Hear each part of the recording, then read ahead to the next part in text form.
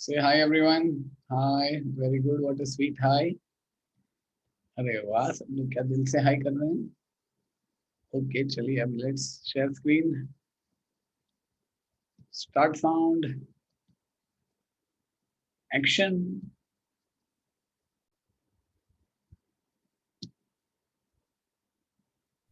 All the world's a stage, and all the men and women merely players. They have their exits and their entrances, and one man in his time plays many parts, his acts being 7 ages. Players means actors, entrances means an opening door to enter inside. At first, the infant, mewling and puking in the nurse's arms. Mewling means crying, puking. मैं ये सब समझा चुका हूँ और इसके figure of speech भी हो चुके हैं, इसलिए मैं जहाँ से हमें स्टार्ट करना है वहां से मैं बोलना शुरू करूंगा. Means throwing up or vomiting. Then the whining schoolboy with his satchel and shining morning face, creeping like snail, unwillingly to school. Whining means long crying sound, satchel means school bag, creeping means crawling. And then the lover, sighing like furnace.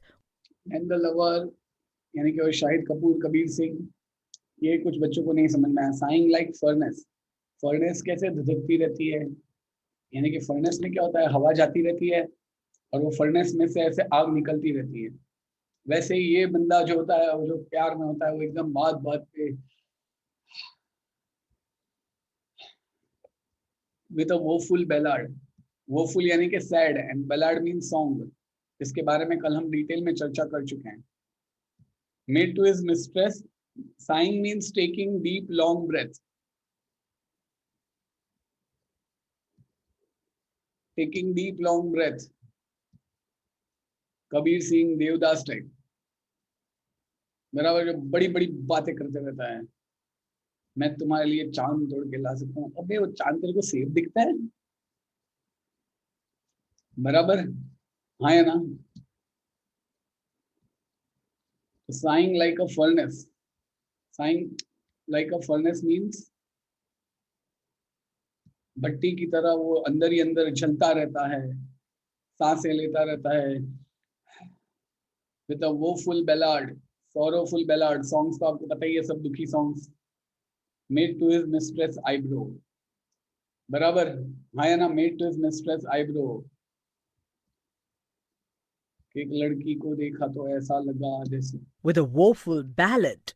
Made to his mistress's eyebrow. Furnace means up. Mistress यानी कि उसकी girlfriend, और eyebrow यानी कि उसकी आंखें, यानी कि वो आंखों पर, वो हमारे मूवीज में नहीं होता वो तेरी क्या होता है, कजरा रे तेरे काले काले नैना and all that songs. Are you getting it? वो कल मैंने रोसेश का बना के भी तो बताया था तुम लोग को, एक दो शायरी. बोट करता हूँ मैं रो रो रो, तेरे आंखों पे है तेरी आईब्रो. सोम के बाद आता है मंगल, कभी कभी वो आईब्रो लगती है जैसे कोई बहुत बड़ा जंगल. वैसे ही ना वो, ऐसे तो ऑफ कोर्स नहीं बनाएगा वरना वो भाग जाएगी, but like that. Oven or roaster.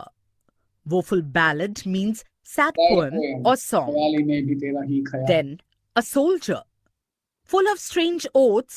ये सब हमने आंसर्स डिस्कस किए थे. Strange oaths and bearded like a pard. Pard means leopard. और अगर आप लोग ने टेक्स्ट बुक सॉल्व की होगी तो आपको पता होगा सोल्जर के कैरेक्टरिस्टिक्स आपको लिखना है. या पार्ड में उसने poetic liberty. And bearded like the bird. Jealous in honor. Honor means he's very jealous by nature and he is too much obsessed with his self-esteem, with his name, with his honor, that he is ready to pick up various fights for it.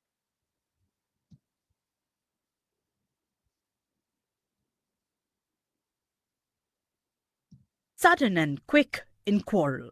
He is sudden and very much quick in quarrel. वो बात पे झगड़े करने को ready है.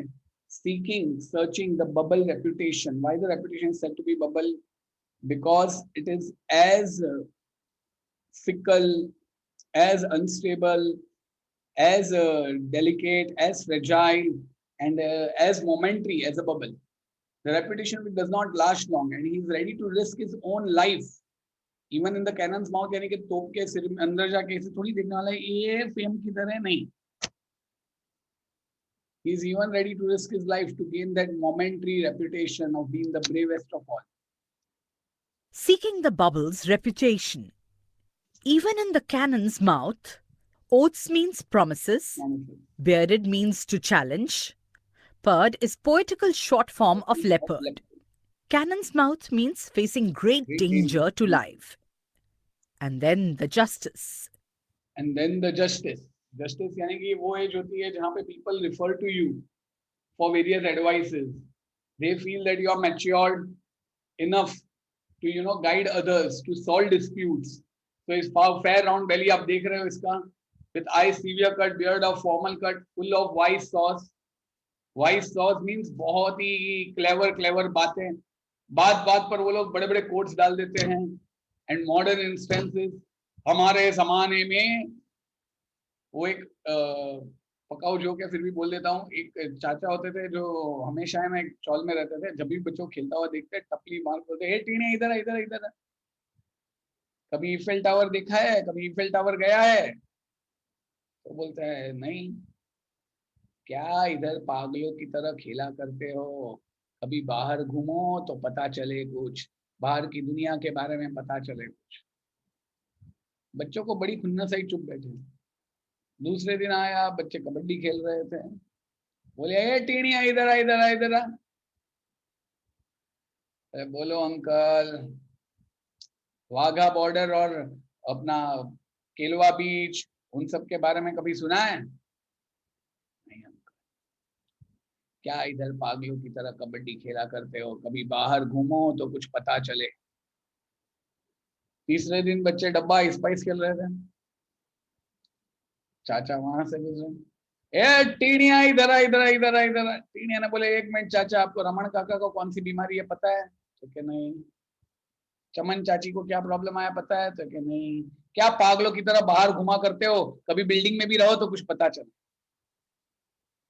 Just it was a silly joke, but it was like just joke इसलिए कि भाई वो लोग हमेशा इसको सुनाते हैं, बच्चे ने उसको सुना दिया. तो ये जो बंदा होता है, it is full of wise sauce.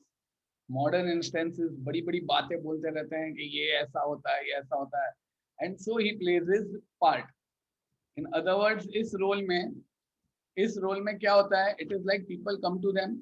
मैंने बोला था आपके बिल्डिंग में भी कोई ना कोई ऐसे अंकल होंगे जिसको सब लोग पूछते रहते हैं.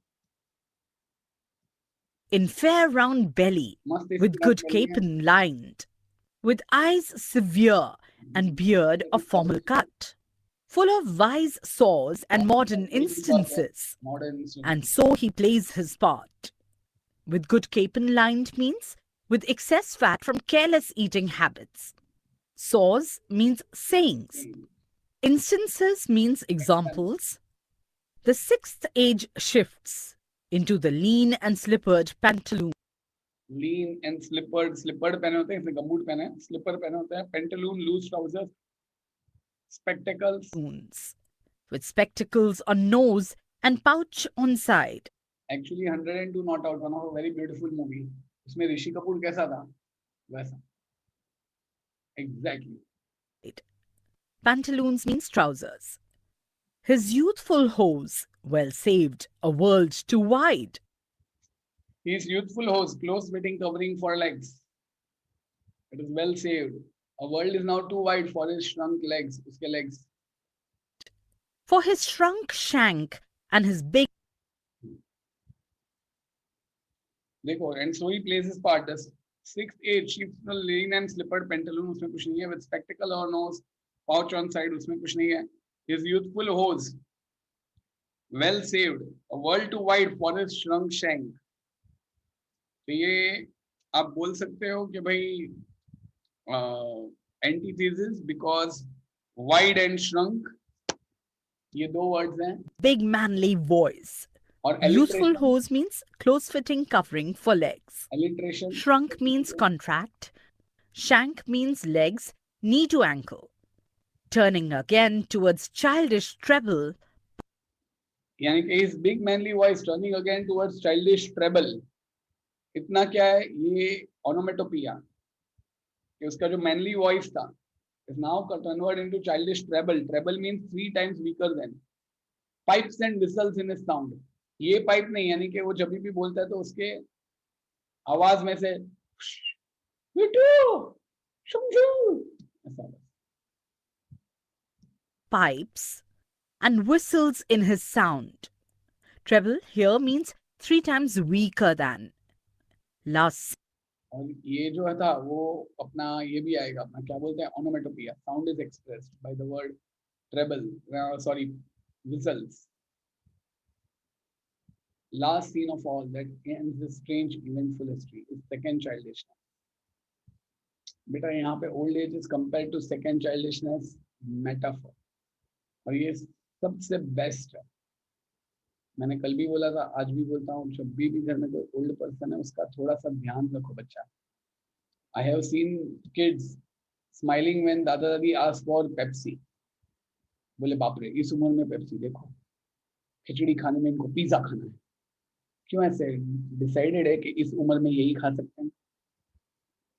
और जब दादी पेप्सी पी रही होती है तो सबको ऐसे बड़ी हंसी क्यों आती है मुझे नहीं समझ में आता. दादी को अगर वरुण धवन का सॉन्ग अच्छा लगता है तो देखो हाय हाय हाय बूढ़ी बूढ़ी लाल लगाम. ये क्या बूढ़ी बूढ़ी लाल लगाम, it's the worst ever phrase ever heard. या अगर दादा बेचारे कतरीना कैफ अगर उनको अच्छी लगती है उसका डांस देख रहे तो हाय हाय देखो दादा देखो ये उम्र में. I can't get that logic of age and taste. It is like ऐसा कंपलसरी है कि अपने को बोले ना जब 60-70 साल के हो जाएं तो कंपलसरी है बाबा रामदेव भी पसंद आने चाहिए. बट हम लोग की सोच ही ऐसी है कि अगर कोई एजेड बंदा या तो ऐसा कुछ ऐसा कर रहा हो जो यंग पीपल कर रहे हो तो यंग पीपल हंसते see this foolish man. The man is not foolish, this young people are foolish.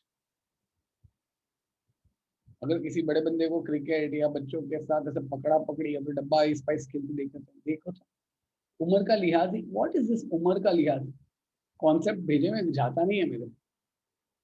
मतलब सब लोग हाय हाय इस उम्र में ये इस उम्र में ये व्हाट्स दैट कॉन्सेप्ट. अगर आप घर तोड़ने से अच्छा घर जोड़ रहे हो, अच्छे तरीके से देख रहे हो, what's the problem man. And mere oblivion means unaware of what is happening around. जैसे हम छोटे बच्चे थे तभी ऐसा ही था. Sense without teeth, without eyes, without taste, without everything. Repetition or climax. Scene of all that ends the strange eventful history is second childishness and mere oblivion. Okay. Sans teeth, sans eyes, sans taste, sans. Shrunk का मतलब होता है to get reduced in size. और mere means only. Reduced to only oblivion. इस as में कुछ पता ही नहीं है कि क्या हो रहा है, क्या चल रहा है. They tend to forget people. They tend to forget who they are. Sans everything. Second childishness means a return to the helpless, ignorant state of a child. Oblivion means the state of being unaware. मैंने यहाँ पे climax इसलिए दिया है because जैसे से बढ़ते जाते हैं वैसे वैसे टीथ से आईज से टेस्ट और फिर finally everything. That means intensity बढ़ी है. क्लाइमैक्स का मतलब क्या, जब इंटेंसिटी बढ़ती है. अगर मैं बोलूँ डेज मंथ्स ईयर पास बाय, तो डेज के बाद मंथ्स के बाद ईयर्स इंटेंसिटी बढ़ी है, तो दिस इज क्लाइमैक्स.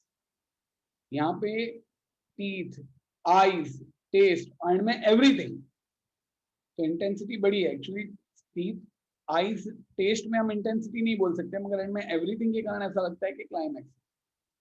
जनरली कई स्कूलों में बोलते हैं भाई ये क्लाइमैक्स.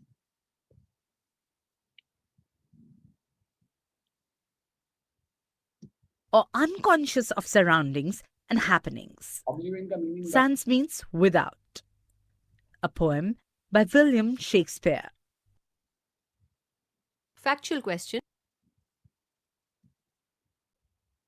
Kiddies, I hope आपने English workshop किया होगा. You would have read the poem carefully and completed the table. Second stage or fourth stage, third stage or fifth stage, first stage or seventh stage, page number 26 पर. Okay, Arya. ये third, fourth, fifth, sixth, and seventh A and B are important from board point of view. अगर ये passage आता है या I have to यहाँ पे ना आपको वर्ड करना है. Thank you Mansi. Obese, OBESE. Sorry, thank you Tanisha. ये जो झाड़िया है ना, उसके लिए आप वर्ड यूज कर सकते हो ओबेसिटी. अभी third, fourth, fifth, sixth, seventh A, seventh B, they are very important. आपको अगर ये 5 मार्क के लिए आता है तो एक एक्सरसाइजेस में से वन थिंग आएंगे. Fifth question, fifth point is very interesting and very important. यहाँ पे बोला हुआ है, ये जस्ट हमें इंफॉर्मेशन दी है कि आपने देखा होगा कि इस पूरे पोएम में राइम स्कीम है ही नहीं. Where the mind is without fear में भी राइम स्कीम नहीं थी. मगर टैगोर की पोएम में तो राइम स्कीम तो नहीं थी, उसके साथ साथ कोई स्टेडी रिदम या मीटर भी नहीं था. राइमिंग वर्ड्स तो नहीं थे, मगर कोई स्टेडी रिदम भी नहीं था. बराबर. शेक्सपियर में ऐसा है,